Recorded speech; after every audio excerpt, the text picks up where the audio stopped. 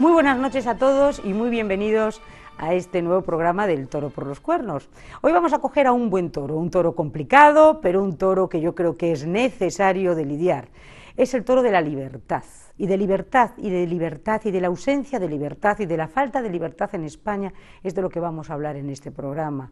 Porque no cabe duda que la tan cacareada libertad desde hace 30 y tantos años que se nos ha vendido, pues no existe. Y no existe dentro de los partidos políticos, porque son, desgraciadamente, estructuras férreas en las que nadie puede aportar una serie de criterios, sino que el criterio que rige es el de la obediencia, la mano al botón y, como diría Alfonso Guerra, el que se mueva pues no sale en la foto. Libertad sindical, cuando en este momento tenemos un problema terrible, que los trabajadores españoles en realidad no se sienten como se deberían de sentir representados. ¿Pues por qué? Pues porque durante, desgraciadamente, 8 años, los sindicatos, estos sindicatos mayoritarios, han estado de alguna manera tan en comandita con un gobierno que han dejado sus reivindicaciones y han dejado su representación de lado. Ahora parece que pretenden tomarla, pero claro, qué casualidad, cuando ha cambiado el signo político.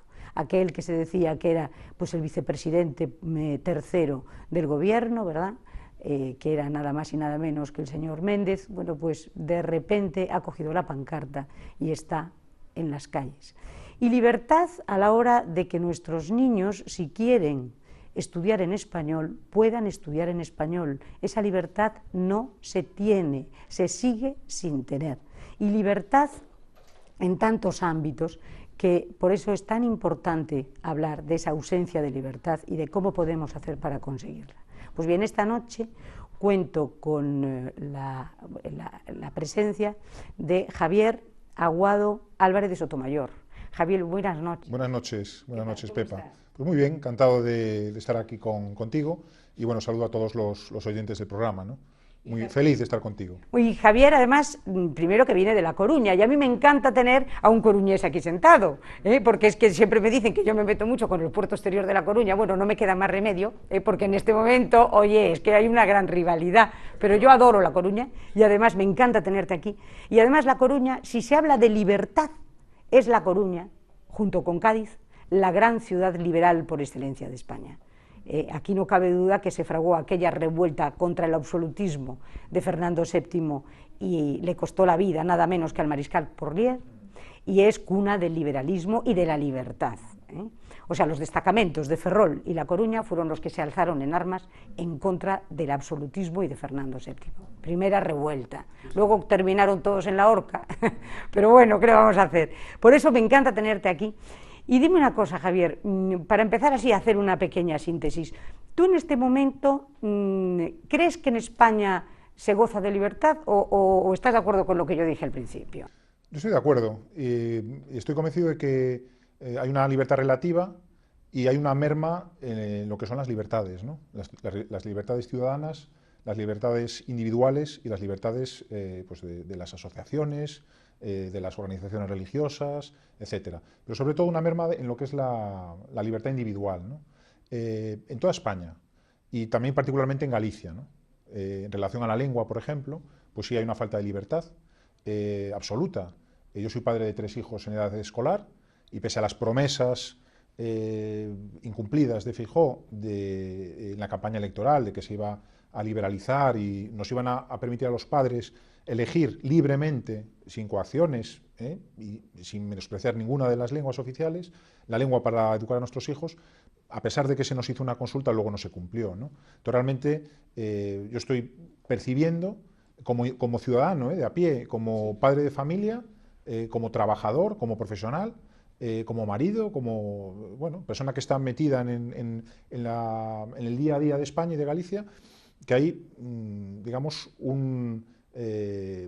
no sé, una merma de libertad y que digamos que cada vez el Estado y las diversas administraciones del Estado, pues el Gobierno central, los ministerios, la Xunta de Galicia, la Diputación, el Ayuntamiento, pues yo no sé si por causa de la crisis económica, pero desde luego que cada vez nos están realmente atosigando, ¿no? en todos los sentidos, ¿no? Y lógicamente, pues me decías, bueno, pues La Coruña, ciudad liberal, donde hay, por cierto, hay una asociación que es Coruña Liberal, con la que igual mantengo pues, una fantástica relación, pues estamos pidiendo realmente libertad, ¿no? Y lo que no entendemos, yo creo que Pepa estarás de acuerdo, muchos oyentes estarán de acuerdo con nosotros, ¿por qué ese miedo a la libertad, ¿no? O sea, ¿por qué el miedo a que yo pueda elegir libremente pues, una opción de lengua, una opción religiosa? Yo creo que hasta incluso, me atrevería a decir, que tampoco hay al 100% una libertad de expresión, porque o eres políticamente correcto en España y en Galicia, en todos los temas. Yo que colaboro con temas de defensa de la familia, de la vida, en cuanto te mueves un poco del tiesto, es que cargan contra ti de una manera impresionante, ¿no? Claro, porque te llaman de todo, ¿no? Si te exigen que hagas lo políticamente correcto, entonces se enmascara, porque dicen, no hay censura. Claro, sería más comprometido que hubiera censura. No hay censura. A ti te dejan escribir, siempre y cuando lo que tú escribas sea lo políticamente correcto. Lo que sí no hay en España es libertad de pensamiento, porque en el momento en que tú, como dices, te estás saliendo del tiesto, en ese mismo momento te dicen no porque no interesa. Entonces, naturalmente que no hay libertad, entendiendo por libertad lo que podría ser una libertad en Estados Unidos, ¿no? Donde cada cual puede decir lo que le da la gana. Efectivamente. Al hilo de lo que comentas, Pepa, de Estados Unidos, yo, sintiendo muy español, y tampoco considerando que los países anglosajones son modelos idílicos de sociedad, pero sí envidio realmente, muchas veces, las democracias anglosajonas, envidio profundamente la concepción de la política que tienen los anglosajones, del servicio del político hacia el ciudadano, el concepto de lo público, del dinero público, de la responsabilidad del político para con sus ciudadanos, el compromiso que tiene un cargo electo con sus votantes, que es una responsabilidad total, la exigibilidad de esa responsabilidad por parte de los votantes, si el cargo pues, no ha cumplido lo que ha prometido, y luego la concepción de lo que es el dinero público sobre todo, ¿no? Que el dinero público, pues bueno, decía una ministra que no era de nadie, pues bueno, el dinero público es de todos nosotros y sale de todos nuestros bolsillos, ¿no? Con lo cual, pues en cierta manera, ahora que está la precampaña de las elecciones americanas, envidio pues, los procesos de tanto Partido Demócrata como Republicano, los procesos de primarias, claro.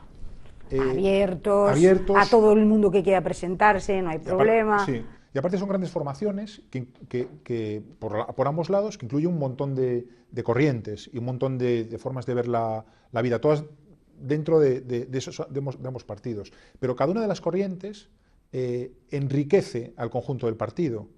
Y todas las corrientes suman. Y hay una serie de votaciones democráticas en elecciones primarias, que en España no hay, es increíble, pero no hay.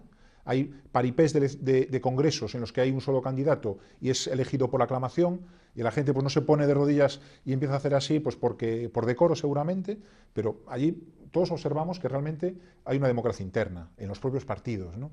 Que luego hay un vencedor, pero los que se han quedado por el camino no son considerados como en España enemigos, ¿no? Sino que incluso el vencedor cuenta con ellos. Es el caso de Obama, que ahora está con Hillary Clinton, ¿no? Como secretaria de Estado. En España Hillary Clinton estaría pues, poco menos que defenestrada y habrían hecho una campaña incluso, me atrevería a decir, personal contra ella, absolutamente brutal. Sí, no, eso es verdad, porque entonces es la constatación un poco de que desgraciadamente estamos viviendo en una partitocracia, no en una democracia, o sea, no son estructuras abiertas los partidos políticos. Pero entonces, ahora mismo, por ejemplo, va a haber elecciones ya, en Galicia convocadas para el 21 de octubre, ¿no? Y en España acaba de haber unas elecciones que han dado un cambio completamente. Durante 8 años se vivió, yo casi diría, una situación un tanto incluso agobiante en determinados temas que pretendieron meternos, pero con calzador, gustara o no gustara, ¿no?